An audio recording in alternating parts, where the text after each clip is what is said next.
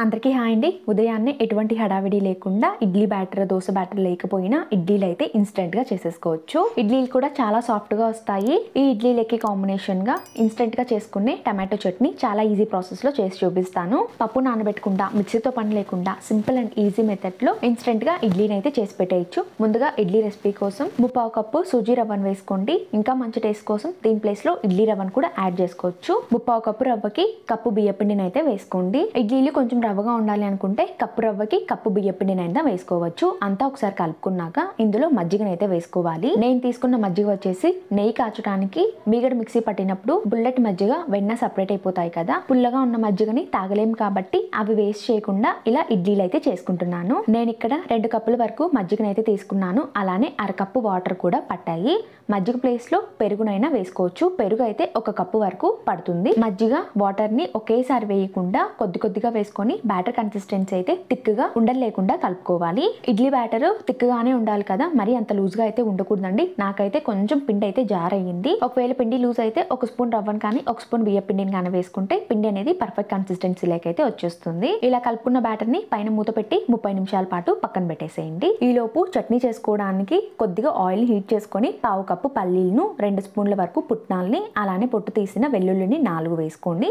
2 నిమిషాల పాటు పల్లీలని ఫ్రై చేసుకున్నాక కొద్దిగా బ్రౌన్ షేడ్ లేకైతే వస్తాయి. అప్పుడు తీసి వేరే బౌల్ లేకైతే వేసేసుకోండి. అదే పాన్ లోనే కారానికి తగ్గట్టు 6-7 పచ్చిమిర్చిని మధ్యలో కట్ చేసుకొని వేసుకోండి. పచ్చిమిర్చికి బదులు పండుమిర్చిని వేసుకుంటే చట్నీకి మంచి రంగుతో పాటు రుచి కూడా ఉంటుంది. ఇవన్నీ దోరగా ఫ్రై చేసుకున్నాక పక్కకు తీసేసుకొని అదే పాన్ లోనే కొద్దిగా ఆయిల్ అయితే వేసేసుకొని అందులోనే 1/2 స్పూన్ ఆవాలు, సన్నగా కట్ చేసుకున్న మీడియం సైజు ఉల్లిపాయ తరుగును వేసుకొని కొద్దిగా వేయించేసుకోండి. ఉల్లిపాయ ముక్కలు కొద్దిగా మెత్తబడే వరకు వేయించుకున్నాక ఇందులో 4 నుంచి 5 పెద్ద టమాటాలను సన్నగా కట్ చేసేసుకొని వేసేసుకోండి. అలానే 1 స్పూన్ ఉప్పును కూడా వేసుకొని చిన్న నిమ్మకాయ సైజులో చింతపండును వేసుకొని అంతా ఒకసారి కలుపుకొని టమాటాలన్నింటిని కూడా మూత పెట్టి మగ్గించుకోవాలి.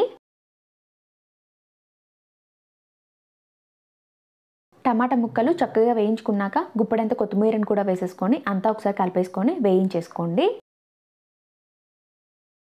ఇలా టమాటా ముక్కలన్నీ కూడా దగ్గరకు వచ్చేంత వరకు వేయించుకున్నాక ఫ్లేమ్ ఆఫ్ చేసేసుకొని చల్లారబెట్టేసుకోండి. నెక్స్ట్ ఒక మిక్సర్ జార్ తీసేసుకొని ఇందాక వేయించుకున్న పల్లీలు, పుట్నాలను వేసేసుకొని అలానే పచ్చిమిర్చిని కూడా వేయించుకున్నాం కదా, ఆ వాటిని కూడా వేసేసుకొని ఇందాక వేయించుకున్న టమాటో మిక్చర్ని కూడా వేసేసుకొని అంతా మిక్సీ పట్టేసుకోండి. ఇలా స్మూత్ పేస్ట్ లాగా గ్రైండ్ చేసుకున్నాక ఈ చట్నీ మిక్చర్ని వేరే బౌల్లోకి అయితే ట్రాన్స్ఫర్ చేసేసుకోండి. ఈ టమాటో చట్నీ బ్రేక్ఫాస్ట్ లోకే కాకుండా రైస్ లేక్ సర్వ్ చేసుకోవడానికైనా కాంబినేషన్ సూపర్ గా ఉంటుంది. చట్నీలోకి పోపు కోసం కొద్దిగా ఆయిల్ హీట్ చేసుకొని 1/2 స్పూన్ ఆవాలు వేసుకొని చిటపట్లాడాక 1/2 స్పూన్ శనగపప్పు, 1/2 స్పూన్ మినపప్పు వేసుకొని 2 నిమిషాలు కలుపుకున్నాక 2 రెమ్మకాయ కరివేపాకును కూడా వేసేసుకొని అంతా ఒకసారి కలిపేసుకోండి.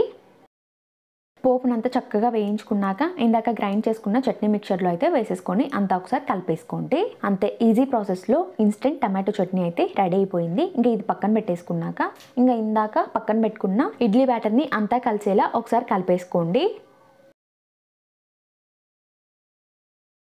నెక్స్ట్ అయితే ఒక ఇడ్లీ పాత్ర అయితే తీసేసుకొని నీళ్ళని అయితే మరిగించుకోవాలి. అలానే ఇడ్లీ చేసుకోవడానికి ప్లేట్స్ని తీసేసుకొని ప్లేట్స్కి ఆయిల్ అయితే అప్లై చేసుకోవాలి. ఆయిల్ రాసుకోవడానికి బదులుగా కాటన్ క్లాత్ని తడి చేసేసుకొని దాని మీద ఇడ్లీ బ్యాటర్ని వేసేసుకుంటే స్పూన్తో పని లేకుండా ఈజీగా ఇడ్లీలు అయితే వచ్చేస్తాయి. ఇందాక కలుపుకున్న ఇడ్లీ బ్యాటర్లో 1/2 స్పూన్ సాల్ట్ని వేసుకోండి. అలానే ఇడ్లీలు మరింత సాఫ్ట్గా ఉండడం కోసం ఒక ఈనో ప్యాకెట్ని అయితే వేసుకుంటున్నాను. ఈనోకి బదులుగా వంట సోడాని కానీ లేదా ఫ్రూట్ సాల్ట్ని కానీ వేసుకోవచ్చు. ఇలా ఈనో వేసుకున్నాక పిండిలో చక్కగా బబుల్స్ అయితే ఫామ్ అవుతాయి. ఈనో వేసుకున్నాక మరీ ఎక్కువసేపు అయితే పిండిని కలుపుకోకూడదు. అలా ఎక్కువసార్లు కలుపుకున్నారంటే పిండిలో బబుల్స్ అనేటివి అన్ని వెళ్ళిపోతాయి. కాబట్టి ఒక్కసారి కలుపుకొని ఇంకా ఇడ్లీ ప్లేట్స్కి అయితే సరిపడినంత ఇడ్లీ పిండిని అయితే వేసేసుకోండి. నేను ఇక్కడ 3 ప్లేట్స్కి అయితే ఇడ్లీ బ్యాటర్ అయితే వేసుకుంటున్నాను.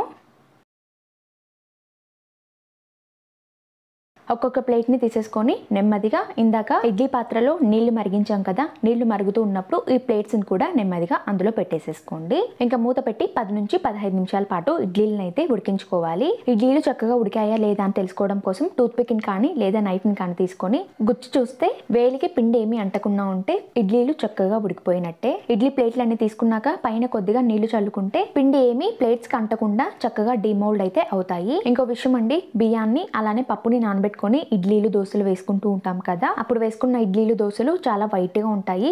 కానీ ఈ ఇన్స్టెంట్ ఇడ్లీలు మాత్రం అంత వైట్గా అయితే ఉండవండి, లైట్ ఎల్లోయిష్ కలర్లో అయితే ఉంటాయి. ఇంకా టేస్ట్ విషయానికి వస్తే సేమ్ ఇడ్లీ బ్యాటర్తో చేసుకున్నట్టే అంత టేస్ట్ అయితే ఉండవు.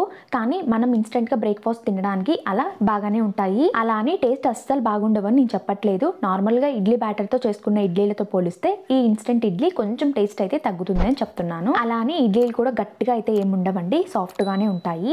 అలానే ఇడ్లీలు వేడిగా ఉన్నప్పుడైనా చల్లగా ఉన్నప్పుడైనా తినేసేయచ్చు. రెసిపీస్ మీ అందరికీ నచ్చాయని అనుకుంటున్నాను. తప్పకుండా ఈ 2 రెసిపీస్ని ట్రై చేసి మీకు ఎలా కుదిరాయో కామెంట్ సెక్షన్లో కామెంట్ చేయండి.